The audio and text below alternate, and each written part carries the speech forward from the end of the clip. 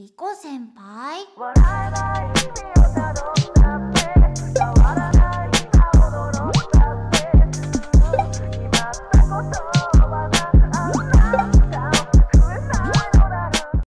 Yo, what is up guys? Welcome back to a brand new Jump Force video. Today we are going to be reviewing the Season Pass 2 DLC in order of which they came out.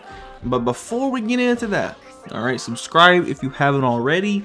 80% of those who watch my content lately are not yet subscribed. It's free to do and it only takes 2 seconds. Go ahead and do it and I'll be waiting. 3, 2, 1. Alright, did you do it? Thank you. Alright, so today, of course, the Season Pass 2 DLC, everything's out. I'm going to go down, break down everything. If this video turns out long, I apologize, but definitely make sure to stay tuned and watch it to the end, alright? There might be a secret thing going on. You never know, alright? So, getting into it, of course, honestly, I'm going to go right off the bat and say I'm going to have to give this pass a 8 out of 10. 8 out of 10 sounds very, very good in my opinion. If it wasn't for all the delays and the, delaying it simply because it got leaked, I believe this would be like a 9 to 10 out of 10, bro. But nah, they dropped the ball on a few things, and overall you can't just give it a perfect score if it wasn't perfect, right? So for starters, we got to talk about Todoroki, my guy. Okay, so Todoroki as a character, of course, I don't believe he should have been in the game in general because, they already got 2 characters for My Hero, the first pack, bro. Like, what? But nah, moving on, no character biases whatsoever. I think he does offer great damage with little to no sacrifice when it comes to mobility or safety. And you can really do a lot if you play offensive. He's not like a character you're going to want to sit back and spam with. He's more of a character you're really going to want to get in there, do your combos, and boss up on him. Let me not cuss, bro. Like, yeah, definitely Todoroki is a cut above the rest of the DLC from Pack 1, I believe. Very strong, very simplistic. You don't have to do much to land your damage, bro. But it's definitely one of them characters that you're going to want to play safely while being offensive and aggressive, right? So yeah, he can combo pretty much 2 of his abilities into each other in 2 different combos, right? And then that combos into the ultimate and you're getting 80% damage minimum on all of that, alright? So yeah, very strong character. Not really any downsides to him. I believe he was the first character anybody discovered grab ulting off of the R3. And yeah, Todoroki definitely made that a meta thing to do. So thank you, Todoroki. Alright, so moving on, of course, we are going to go talk about Hiei now. So Hiei is obviously a swordsman plus, darkness type attribute. He is kind of like a hybrid between his fighting style. He has a sword, of course, but his other abilities don't require the sword at all. So, talking about that, of course, his command grab, Purgatory Scorch. Depending on if you're buffed or not from your ultimate, you can actually combo after that. Alright, so for instance, say beforehand you cannot land Sword of the Darkness Flame after Purgatory Scorch, but if you do land that ultimate, and we'll get right into that in a second, you will be able to connect Sword of the Darkness Flame after Purgatory Scorch, and then after Image, after Sword of the Darkness Flame. So you're getting all 3 abilities skill linked together, and you're going to max out your damage very well, honestly. And of course, we're going to get into what is the after Image ability. It is Hiei's counter. And now, honestly, you can use this either as a follow-up attack or a counter.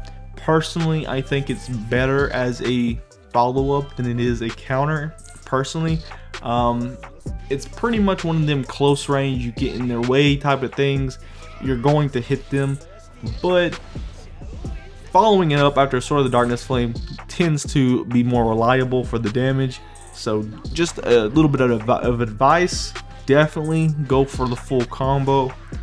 You will not regret it. Alright, so his ultimate, however, is the Dragon in the Darkness Flame, and you can actually absorb this and you get a buff. Alright, so I think it takes a meter or two to actually absorb the buff from the dragon, but when you do, it is a damage increase of 20 to 30%, and it changes your abilities, the range, and everything about them. So for instance, Purgatory Scorch, you'll be able to combo afterwards. Sword of the Darkness Flame will go further, faster, so you can actually combo after the Purgatory Scorch. And then of course, Purgatory Scorch will go from purple to, I think, fire red to actual blue. All right, so it'll go blue and your damage will be increased. All right, so Hiei overall is kind of busted. He's super fast too, which does not help the argument that he's any type of bad, right? But his ultimate, you'll get more use of it if you randomly use it in like the first or second round. So for instance, say your opponent does a mistake, you have an open shot, right? You're not awakened, so you're going to want to ultimate after anyways.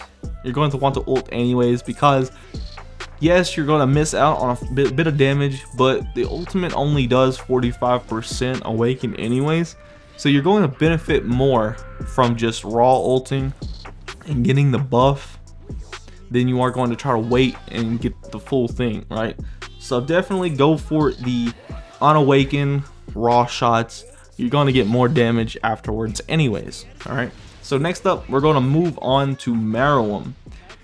He has a load of useful skills and a ton of combo potential, and it goes without forcing a huge skill gap. Honestly, Meruem is just so good that he is like king of the tier list, king of the DLC. There's nothing else I could say really. King Strike is his 1 meter super. It dashes at your opponent and seals your opponent's stamina. Now, of course, the only way they can do anything about this is high speed counters. Very subjective, depends on your opponent's skill level or how lucky they are. But yeah, definitely King Strike is one of his go-to abilities. You lock their stamina, you can do an R3, an ultimate afterwards. You can pretty much do anything after this. Now, of course, King Strike, you can actually ultimate afterwards, and this is going to be your main source of damage. It's King Strike plus ult. Now, of course, you can do a lot more beforehand though. All right, so his Meruem's in ability is going to be his teleportation super, where he teleports to the enemy, strikes them, and the opponent technically can't do nothing afterwards if they get hit. And even if it does not land, say they're blocking, you're actually safe with this. So you can get hit, you can be grabbed, but of course you grab back, they can't do it. Pretty much they're gonna try to go for a light or a heavy after you land, but honestly all you gotta do is back up, call out assist, grab back, you're safe. All right, you're safe after using Meruem's in. And another good thing about Meruem's in is that you can actually grab into it as well. So yes, a grab super. Now Meruem completely changes the game completely. Meruem changes the game entirely from the fact that grab supers weren't prevalent until his release. After Meruem was released and became top tier, they started implementing grab supers into other characters. For instance, Kurapika got a buff, which was grab into Steel Chain. Now, honestly, I think that was a major change that influenced the meta of the game. Kurapika is used more. Meruem is still top tier of the entire game right now. A lot of other characters got nerfed while he still stays at the top. It's just insane. All right, so of course Meruem has one last thing to his kit, alright, and that's going to be his last ability, I Am Hungry. Now this is going to be a 2 meter dash unblockable that grants you a 20 to 30% stat buff, but you can only use it on one ability. So whatever you do after the I Am Hungry, that's going to be what the damage transfers to, alright. So say you use I am hungry, connect your assist, you're pretty much going to want to land your ultimate or a king strike or in. So yeah, whatever you use next after the I am hungry is going to be what that damage buff applies to. So yeah, definitely going to be a combo starter. Definitely. You can honestly ultimate after assist hits from the I am hungry, and then you get that damage. But you know, Meruem is one of them characters where you can do several things in succession without pretty much thinking too much about it, and that's why I like Meruem the best. All right, everything he does is 70-80% damage flat, no cap. One of the best characters, simply. All right, now of course we're gonna have to get into Yoruichi. Yoruichi is of course a brawler type lightning user. Honestly, when she first released, I was kind of like, I don't like her, man. And I even made a guide on her, and it wasn't even complete because several things I didn't even know were released afterwards. Shout out Stray and everybody else who made guides on that character. Yeah, I learned a few things. Now, and well, the first thing I need to tell y'all is Raijin Senkei is broken.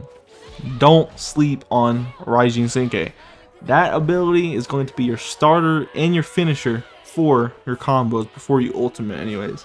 So yeah, Yoruichi has a lot of variety in her abilities. If you master the combos, you're basically untouchable. Alright, I'm gonna keep it a bug. She's the only character that requires a push to learn the character, but like she gets a big load of burst damage from her lightning abilities, and it's more than it seems, honestly. So Raijin Senkei is definitely one thing that sets her apart from the others and makes her praisable, right? So moving on, of course, we gotta talk about the new one, man. Giorno, Giovanni, the Gangstar himself, and his beefy stand, Golden Experience Requiem. Alright, so they're similar to the first three we covered. They're simple to use for sure, but similar to Yoruichi, hard to understand. Alright, so for instance, if you see my first impressions video for Giorno, you know I was not a big fan at all of how he was, how he played, but my thoughts have definitely changed after a few nights of gaming with some friends and some fans, man.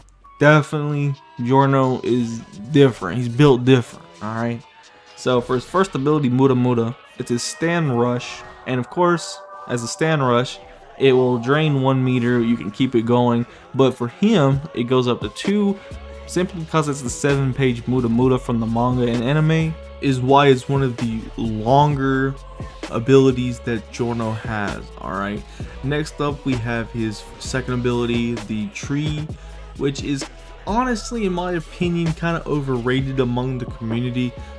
They make it out to seem like it is one of those useful different type of abilities, when in reality it's so situational that it's useless. Alright, what I mean by this is, for instance, I've been playing some matches, and what everybody says that can happen with the tree does not happen when I use it. Could just be a skill difference, you know, I don't know. But for instance, the only things I was able to ever pull off was dodging an AI's projectile super and an ultimate, which was Hisoka. And with that being said, that was all I could ever dodge with Giorno's tree ability.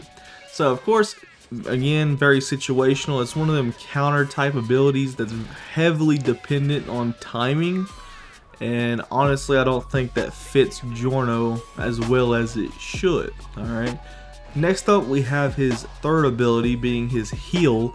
Now this skill is so good, I don't even have to explain it really, but I will anyways for the people who may not have the character yet, probably looking into getting DLC. But this ability is a flat heal boost of 10 to 15%, takes 3 meter, and you can land this after a grab, 3 heavies, 6 lights, and you're basically guaranteed to get it off and be safe afterwards. Now this is so worth, this can save you from a massive amount of things in the game. You knock them back, pop the heal, not really much they can do to stop you in the way of, you know, getting this off. And of course, you can literally just spam this. I'm not gonna lie, just you got Toguro assist, you got anything to hold them down, you basically can keep your health completely full no matter what. Now, if we thought that was crazy, just think about his ultimate. Now, Giorno has something similar to Gon's ultimate, except it does the opposite. Alright, so for instance, Gon's ultimate would lock him completely from your team if you used his ultimate. Now, Giorno, on the other hand, if you're using him, you actually lock your opponent's character that you hit with the ultimate, and you can actually land up to 2 of these in succession in a match, of course, if you get 2 in a round. But of course it resets after, you know, that round's over, but in a sense it's so worth it to be able to lock 2 of your opponent's characters. They'll be left wide open. They can't call out assists for crush supports, they can't assist for their combos. They're pretty much screwed in any sense that you make of it. Now that, if that doesn't tell you that Giorno is probably one of the most broken and effortless characters in the game currently, I don't know what to tell you, because I thought that was pretty compelling. But yes, so this was my impression. So for this Season Pass 2 DLC, I'm gonna have to rank it a solid 8 out of 10. The characters were done justice for the most part. If it wasn't for the huge delays in DLC releases, I'd easily, without a doubt, have ranked this a 9 out of 10 without a bias towards any of the characters. But more so, I'm looking forward to a 3rd season of Jump Force DLC with a more unique roster. Personally looking forward to some Black Clover characters, a Saint Seiya rep, and a Dragon Quest character somewhere in there. And I honestly wouldn't even mind any big 3s. Alright, so let me know your overall thoughts on Season Pass 2 DLC.